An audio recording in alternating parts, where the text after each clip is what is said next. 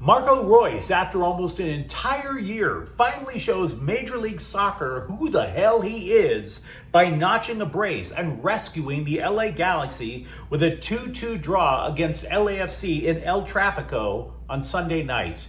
Hi, I'm James of Faithful Angelino Sports with a rapid recap of LA Galaxy soccer. If you enjoy talking about the six-time MLS Cup champs, don't forget to subscribe to the channel. We talk Galaxy soccer almost every day here. Look, when Reus was added to the team last fall, we were told that this was going to be a low-key genius addition because he comes to the United States as a German legend.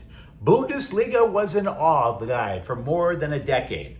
The start of his Galaxy career, however, honestly, it looked like everybody was just dragging the old man along for the ride. He didn't crack the starting 11, then eventually had a dinged up knee. This was supposed to be the guy who was supposed to help the defending MLS Cup champs eke out some victories while waiting for Ricky Puig to return to health. But none of that's happened. And oh, by the way, while many Galaxy supporters should be happy with a draw, we're not going to avoid reality here. The Galaxy are on a franchise worst 14 MLS match winless streak.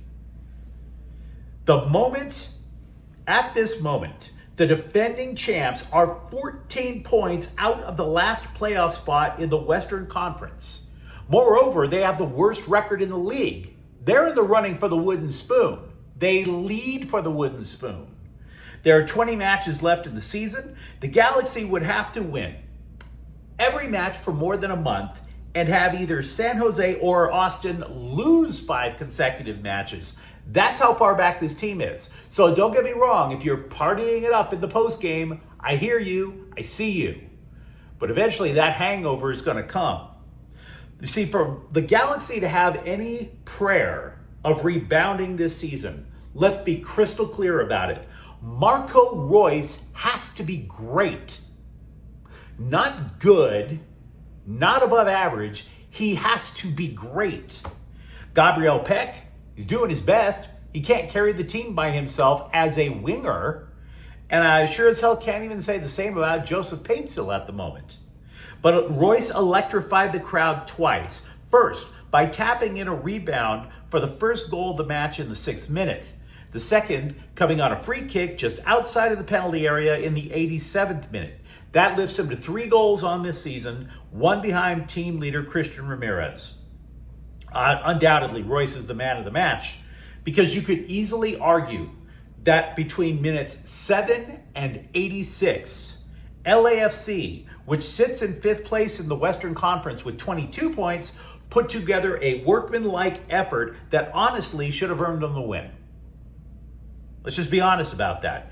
Both goals by the black and gold would have been far less likely to happen had the Galaxy backline behaved functionally.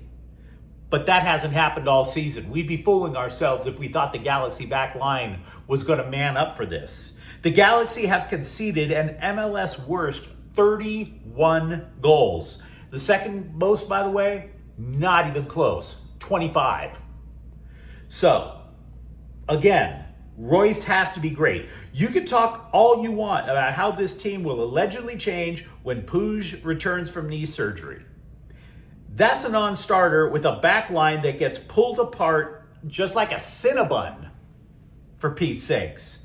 In this match in particular, I'd suggest Edwin Cerrillo should assume much of the responsibility for the bloodletting.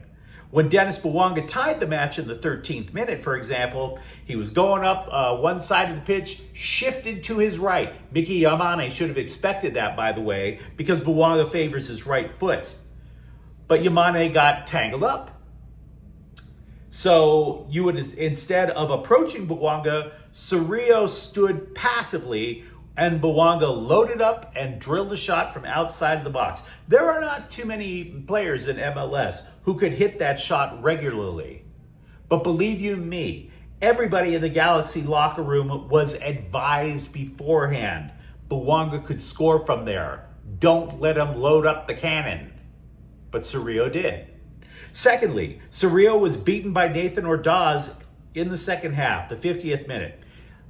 Ordaz took a pass from Ryan Hollingshead, beat Cerrillo, and then beat John McCarthy to the short side of the net. LAFC led 2-1. From there, the black and gold played like a team that expected the win. They were very physical, extremely physical. Just blunt the counterattack, take the foul, reassemble the formation, and go on with your lives. For example, Gabriel Peck had a goal disallowed. Why? Because LAFC mugged Reus at midfield.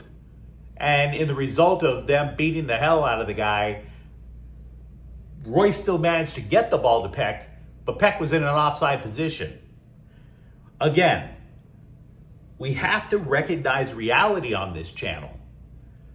Love not losing to the rival, sure, but LAFC outshot the Galaxy 13-10. They also had more possession. LAFC fans right now are probably kicking themselves, which I'm sure you guys would enjoy as well. But so be it.